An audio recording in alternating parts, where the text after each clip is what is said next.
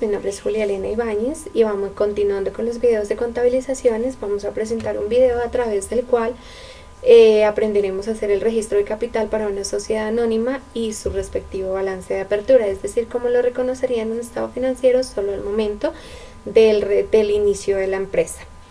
Para esto vamos a pensar que el 1 de marzo del 2017 se realiza la creación de la empresa, la cual se llama Los Incansables S.A. Se va a dedicar a la comercialización de zapatos para dama y en un futuro va a tener la obligación de ser gran contribuyente autorretenido. Recordemos que una sociedad anónima debe estar compuesta mínimo por 5 accionistas, está obligada a tener revisor fiscal y el capital está compuesto por capital autorizado, capital suscrito y capital pagado. El capital autorizado, ¿cuál es? El capital que se obliga a la empresa que es la empresa, los socios de accionistas definieron que era lo que iban a necesitar durante toda su vida útil. El capital suscrito es el que se va a obligar a pagar en el término de un año para el caso de la sociedad anónima y el capital pagado debe ser efectivamente desembolsado al momento de su creación. Para eso vamos a decir que el capital suscrito de la empresa son 1.100 millones de pesos dividido en 1 millón de acciones por un valor nominal de 1.100 pesos cada uno.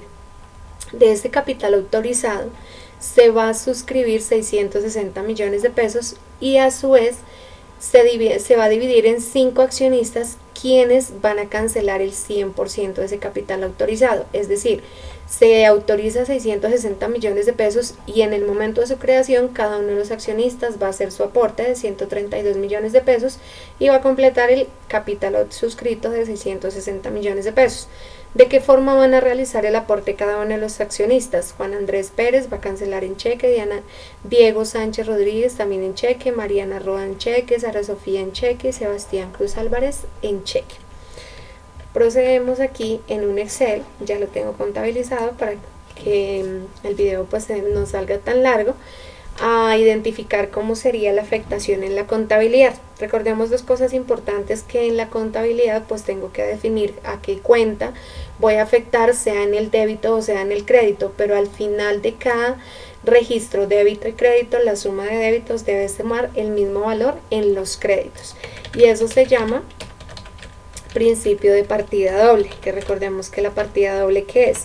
Es un principio que se le atribuye a Lucas Paciolo, donde dice pues que toda cuenta deudora debe tener una o varias contrapartidas en el crédito que sumadas me dé el mismo valor. Primer paso, vamos a registrar el capital autorizado. ¿Cuánto fue el capital autorizado? 1.100 millones de pesos. Se van a afectar directamente al patrimonio las 2 cuentas, porque este es un registro que es informativo que afecta al patrimonio con la cuenta acreedora que mantiene su naturaleza, que se llama capital autorizado, y su contrapartida, que es capital por suscribir. Es decir, la asamblea de accionistas ya autorizó, ahora estamos pendientes por suscribir ese 100%. Pero de suscribir ese 100%, ¿cuánto se suscribió al momento de la creación? 660 millones de pesos. Entonces el registro contable, esos 660 millones de pesos, los vamos a afectar a una cuenta que se llama capital suscrito por cobrar 310515, que va en el débito, contra el capital por suscribir. ¿Por qué aumento esta cuenta del capital por suscribir? Porque acá la estaba disminuyendo, pues se suponía que todavía no habíamos suscrito nada, pero como ya se suscribió, entonces aquí ya la estoy aumentando.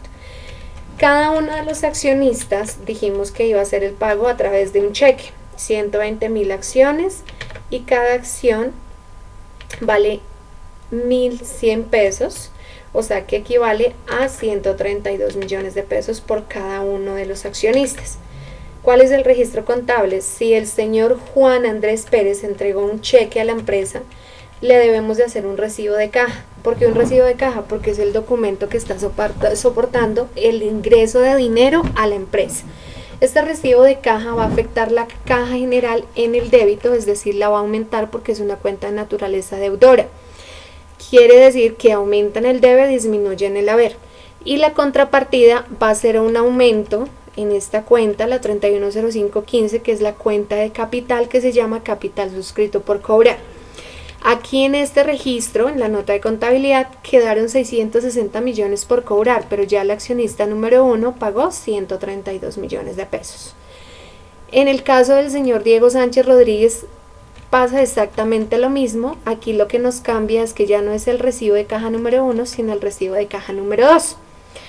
¿Por qué? Porque no le podemos hacer un mismo documento a dos personas diferentes. Cada persona va a tener un soporte porque son beneficiarios diferentes.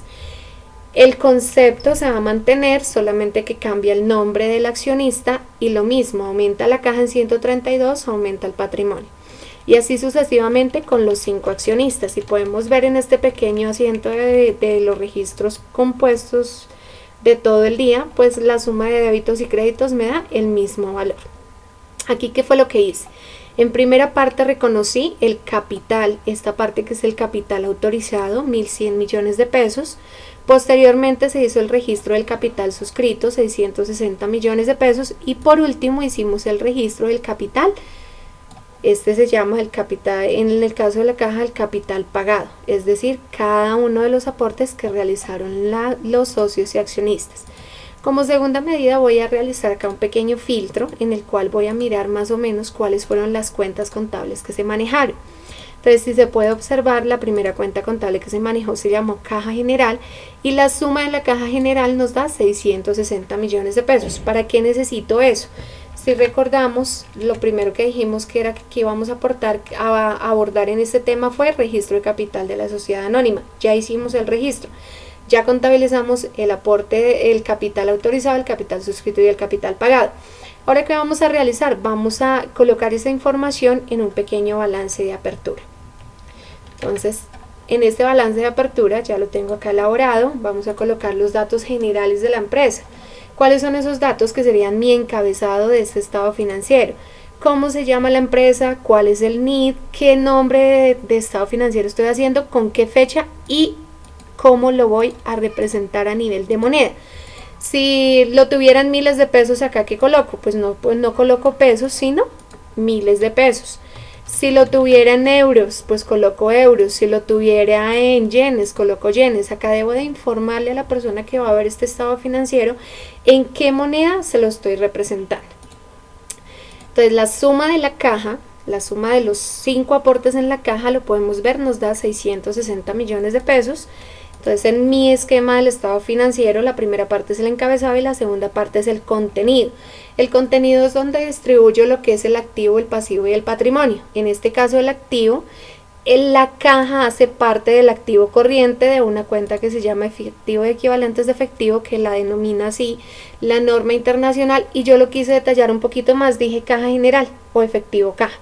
¿Cuánto voy a tener ahí? 660 millones de pesos, los cuales me suman el efectivo que me van a dar el mismo valor en el activo corriente y es todo el activo que tengo en este momento.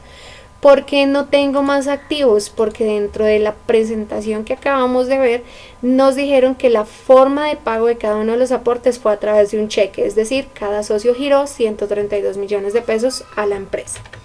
Ahora vamos a mirar el pasivo y el patrimonio. Entonces, en el patrimonio, pasivos no tenemos porque en este momento no hemos movido ninguna deuda, pero sí tenemos una cuenta en el patrimonio que se llama 3105 capital autorizado. Si podemos observar aquí, el capital autorizado dice que solamente tiene un movimiento crédito de 1.100 millones de pesos. En mi balance de prueba, ¿cómo lo voy a presentar? Entonces tengo mi patrimonio, capital autorizado, 1.100 millones de pesos. Aquí lo voy a dejar como es su naturaleza, es decir, 1.100 millones de pesos exactos. Aquí no cambia la naturaleza, al no cambiar la naturaleza, pues no le tengo que colocar ningún paréntesis. Recordemos que el paréntesis lo uso cuando la cuenta al final me va a quedar con naturaleza contraria. Vamos a revisar las otras cuentas del patrimonio. Mi segunda cuenta del patrimonio dice que es la cuenta 310510, capital por suscribir, pero observemos qué pasa acá en el capital por suscribir. Si sumamos, el capital por suscribir tiene un débito de 1.100 millones de pesos y un crédito de 660 millones. ¿Y dónde quedó el saldo de esa cuenta? Recordemos que el saldo es sumar débito o crédito donde esté mayor valor y restarle la otra partida. En este caso, el mayor valor donde estaba en el débito y le resto los créditos. Quedaron 440 millones de pesos de saldo en esta cuenta. ¿Qué pasó con esta cuenta? ¿Cuál es la novedad? Que esta cuenta está con naturaleza contraria. ¿Por qué? porque la cuenta 3, las cuentas que pertenecen a la clase 3 son parte del patrimonio, y el patrimonio es de naturaleza crédito. ¿Qué quiere decir la naturaleza crédito? Que aumenta en el haber o en el crédito y disminuye en el débito. En este caso, esta cuenta, el saldo quedó disminuyendo el patrimonio, entonces tengo que reportarlo en el balance de prueba con o en rojo o con paréntesis. ¿Qué quiere decir? Que quedó con naturaleza contraria. ¿Qué otra cuenta tenemos? Después de ahí tenemos la cuenta 310515, y en la cuenta 310515 observemos aquí cuál es la novedad. La novedad es que tengo unos débitos de 660 millones y tengo unos registros en el crédito de 660 millones de pesos. Es decir, esta cuenta me va a quedar con saldo cero. ¿Por qué? Porque todo lo que se había suscrito, que se habían obligado a pagar los accionistas en el término de un año, lo pagaron de una vez. Y al haberlo pagado de una vez, entonces ya no hay capital suscrito por cobrar. Es decir, que aquí la cuenta capital por suscrito por cobrar, yo no la menciono, no la coloco en el patrimonio porque no tiene saldo.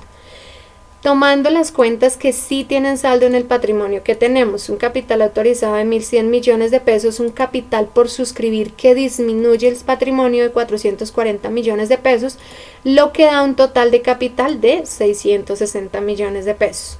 Y a su vez un total del patrimonio de 660 millones de pesos. Aquí no coloco ni menciono el pasivo porque no tengo pasivos, pero si tuviera pasivos, pues acá abajo podría decir total pasivo más patrimonio 600 millones de pesos.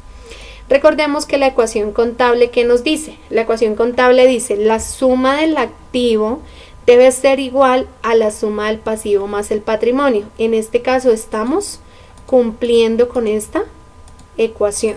¿Por qué? Porque tengo unos activos de 660 millones de pesos y un patrimonio de 660 millones de pesos. Terminada esta parte, que es como la información que hace parte, que me va detallando cómo está compuesto mi estado financiero, procedo a firmar este estado financiero. ¿Quién lo firma? El representante legal con su cédula, el contador o la contadora, en este caso la contadora, con su matrícula profesional, es decir, con su tarjeta profesional. Y por último lo firma el revisor fiscal también con su tarjeta profesional. Y ya, terminado este punto, ya diríamos que hemos abordado los dos puntos que teníamos propuestos para este video. Primer punto era registrar el capital de una sociedad anónima. Segundo punto, elaborar el balance de apertura. Y como por último, quiero compartirles algo con respecto a los regímenes. Si ustedes se dieron cuenta, el planteamiento del ejercicio que hicimos, que acabamos de cerrar, decía que la empresa era gran contribuyente autorretenedor. Entonces quiero recordarles que existen dos obligaciones para efectos de todo lo que tiene que ver pues a nivel impositivo. La DIAN estipula dos tipos de personas: las personas que pertenecen al régimen simplificado y los que pertenecen al régimen común, teniendo en cuenta que los que pertenecen al régimen común van a tener dos obligaciones adicionales. Uno, que es ser gran contribuyente autorretenedor, que esa es por imposición. ¿Qué quiere decir por imposición? Cuando usted se pase de los topes de ingresos, de ventas que exige la ley, la DIAN emite una resolución donde dice: a partir de ahora tales empresas son grandes contribuyentes. Y la segunda, que es aquí la reconozco, la identifico con la A, sería régimen común autorretenedor. Autorretenedor no es por obligación, sino por opción, es decir, que las empresas que cumplen con los requisitos que la ley estipula para ser autorretenedor, ellas voluntariamente van y le dicen a la DIAN: señores DIAN, yo quiero ser autorretenedor, estos son los requisitos que certifican que cumplo con ellos, por favor, emítame la resolución. Las dos responsabilidades adicionales en el régimen común deben de tener una resolución, y dichas resoluciones deben de ser informadas al momento de la venta en su factura de venta. No quiere decir que por ser gran contribuyente deje de ser régimen común, no, al contrario. Para poder llegar a ser gran contribuyente, perdón que acá acabo de darme cuenta que tengo un error. ¿Dónde está? Acá. Acabo de darme cuenta que tengo un error, una letrica. La voy a corregir de una vez para no volver a repetir el video. Entonces, para hacer régimen común, para ser gran contribuyente, debo de ser primero régimen común. Ahora, ¿cuál es la diferencia entre los dos? Pues digamos que las principales diferencias, entre otras, ya pues en la parte operativa se van descubriendo, es que en la primera los dos se inscriben en el RUT, solamente que en el régimen simplificado le va a aparecer la obligación número 12 que dice perteneciente al régimen simplificado o venta al régimen simplificado. En el caso del régimen común, al momento de inscribirse en el RUT le van a aparecer más obligaciones, como por ejemplo ventas régimen común, declaración de renta, aplicar retención en la fuente, bueno, otras obligaciones, información exógena, entre otras. El régimen simplificado por obligación debe llevar un reporte diario de sus compras y ventas a través de su libro fiscal. En cambio, el régimen común por obligación debe llevar los libros de contabilidad, es decir, llevar toda la contabilidad debidamente soportada con todos los requisitos que esto implica. Al momento de la venta, el régimen simplificado no emite factura, emite una cuenta de cobro, un recibo, un soporte y si lo necesitamos nos da su copia del RUT. En el caso del régimen común sí debe emitir factura de venta y debe de cobrar el IVA. A su vez, es una persona que declara impuestos, que aplica retenciones, que declara retenciones y que los paga. Y por último, este segundo debe informar el cese de actividades. ¿Qué quiere decir informar cese de actividades? Pues si usted va a cerrar la empresa, tiene que informarlo. Si usted no lo informa, le van a seguir corriendo sus obligaciones a nivel impositivo. Entonces es preferible, según la ley 580, que usted avise cuando no va a tener actividad para que no le corra ninguna obligación adicional. Espero que les haya servido este video, muchísimas gracias, seguiré ingresando nuevos videos para ir aclarando algunas dudas e inquietudes que se han presentado. Muy buena tarde, que Dios los bendiga.